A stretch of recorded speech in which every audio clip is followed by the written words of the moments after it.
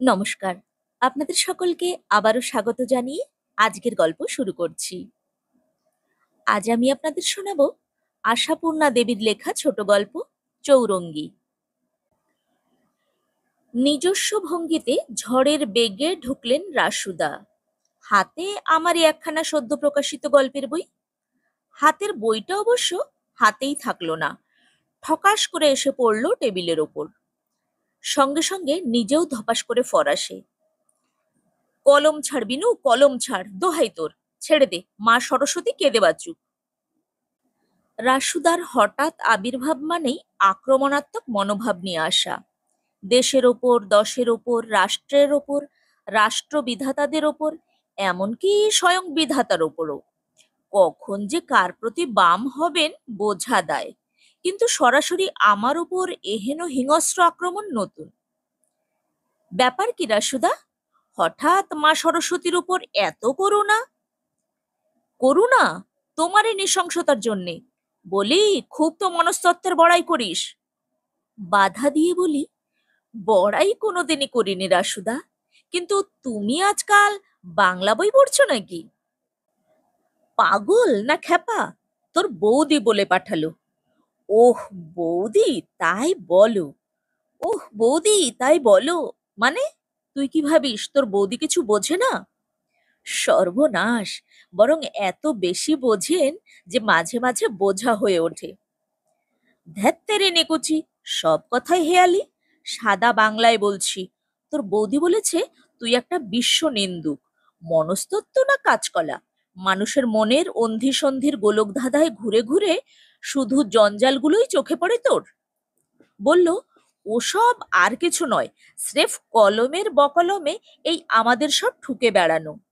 নইলে তোর গল্পের নায়িকা পাড়ার ঠাকুরপোদের সঙ্গে হরদম সিনেমা দেখে বেড়ায় কেন রে? এই কথা? হাসি চাপা দুষ্কর হয়। না না, হাসি নয়, একদিনের কথাও নয়। তোর বৌদি বলে, মানুষের মহত্ব, মনুষ্যত্ব, আরও যা সব সত্য নত্ব আছে, কিছুই তোর পাপ চক্ষে ধরা পড়ে না। কেবল কোথায় কার কি গলদ আছে দিব্য চক্ষে সব দেখিস বসে বসে।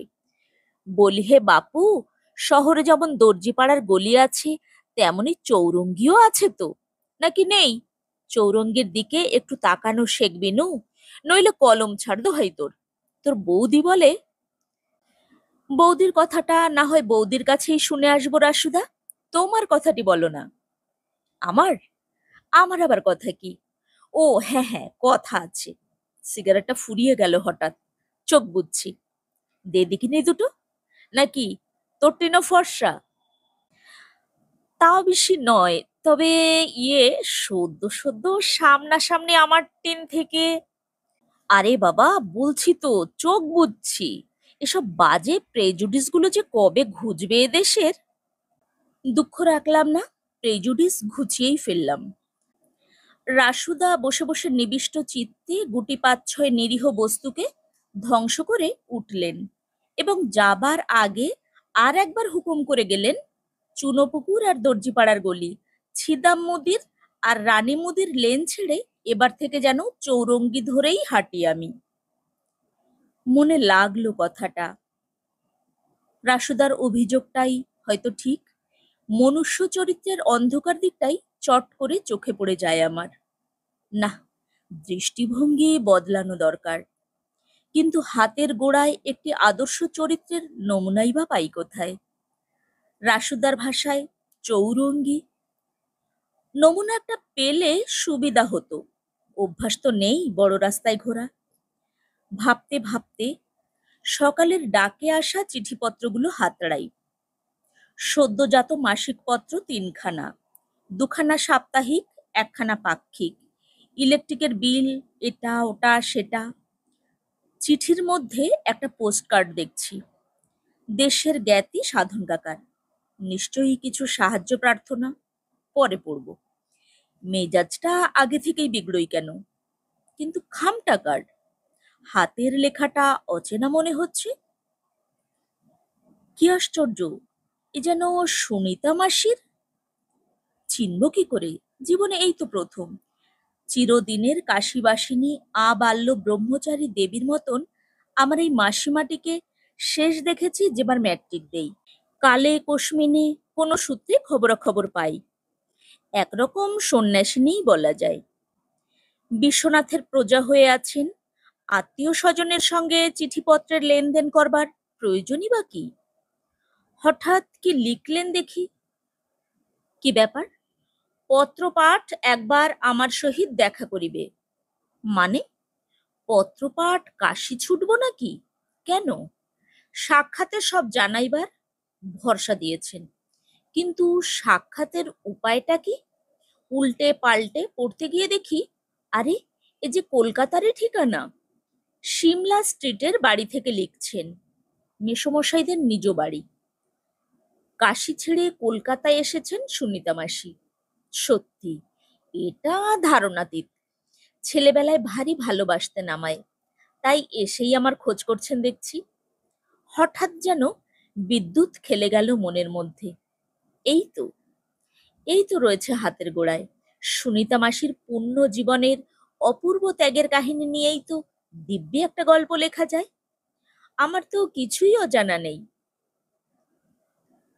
মেসোমশাইয়ের বাবার ছিল অগাধ সম্পত্তি।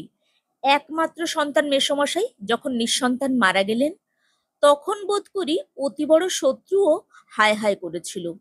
16 বছরের সুনিতা মাসি হলেন সেই অগাধ সম্পত্তির মালিক। অতঃপর 5 জনে করল হৈ হৈ। বিষয় সম্পত্তি আর বালবৈধব্য, দুটোর রাসায়নিক প্রক্রিয়ার কি কি অনর্থ ঘটতে পারে সংসারে, তারই হিসেব মিলাতে আত্মীয় স্বজনের পেটের ভাত চাল হতে বসলো।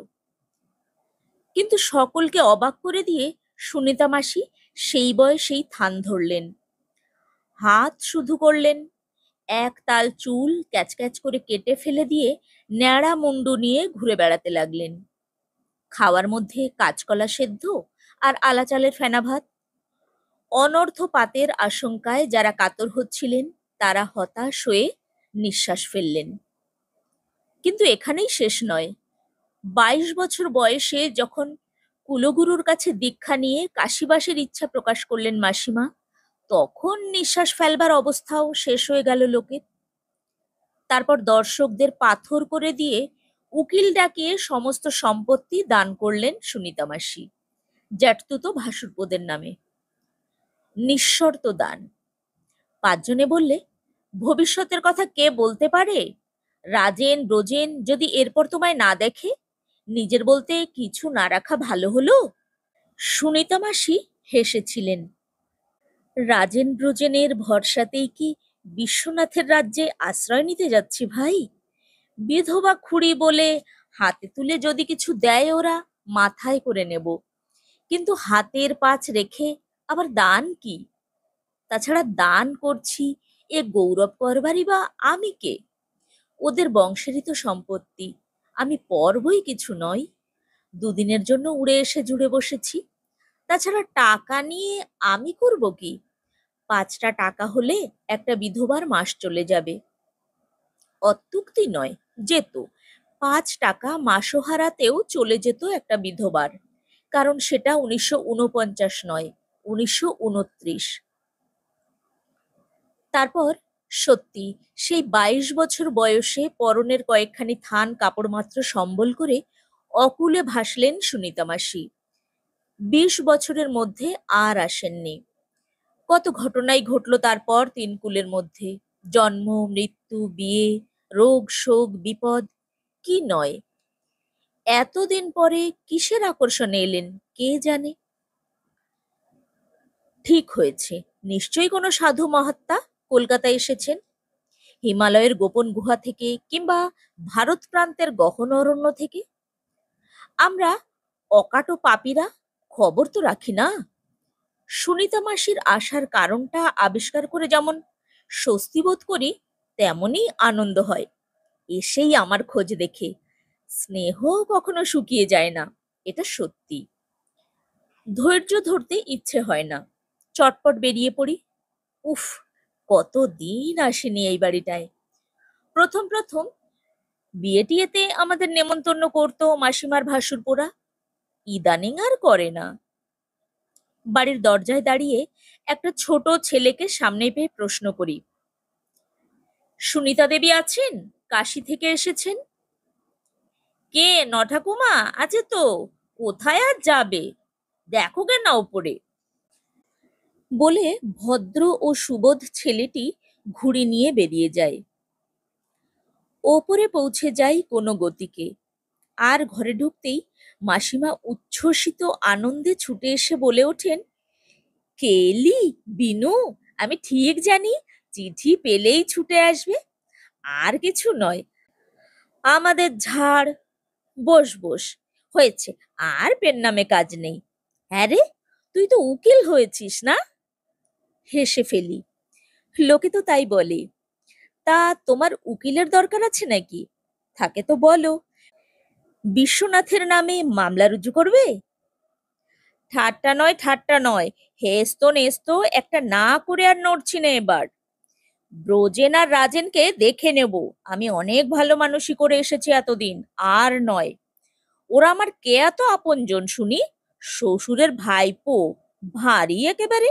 অভাবে পড়লে 10 টাকা দেয় না আমায়। আর এই রাজার সম্পত্তি বেমালুম ভোগ করছে বসে বসে। গাড়ি বাড়ি, বউদের গায়ে ঝুড়ি ঝুড়ি গয়না, সুখ কত। বলি, এসব কার থেকে পেলি? আমায় বঞ্চিত করে যে সর্বস্ব খাচ্ছিস, ধম্মে সইবে। পরিহাসের ধরনটা বড্ড বেশি মৌলিক না? কেমন যেন ধোকা লাগে। কি উত্তর দিলে ঠিক মানানসই হবে ভাবছি। মাসিমা আবার বলতে থাকেন, তুই তো উকিল হয়েছিস, কদ্দিকে নি আমার হয়ে লড়ালড়ি, দেখি তোর কেমন মুরদ। পরের বিষয় খাওয়ার সুখ বের করছি। অনেক কষ্টে বলি, কিন্তু এসব তো তুমি এদের নামে দানপত্র করে দিয়ে গিয়েছিলে সুনিতা মাসি। তবে আর তুই কিসের উকিল, হ্যাঁ? সুনিতা মাসি মুচকি হেসে গলা খাটো করে বলেন, এত পয়সা খরচা করে তবে শিখলি কি এতদিন? সে কথা নাকচ করে দিবি তুই। বলবি আমাকে অসহায় বিধবা পেয়ে ওরা জাল দানপত্র তৈরি করে নিয়ে ফাঁকি দিয়েছে আমাকে। হতবাক হয়ে তাকিয়ে থাকি চৌরঙ্গীর পানে। এতক্ষণ আপনারা শুনছিলেন আশাপূর্ণা দেবীর লেখা ছোট গল্প চৌরঙ্গী। আজ তাহলে এ পর্যন্তই। সকলে খুব ভালো থাকবেন। টাটা।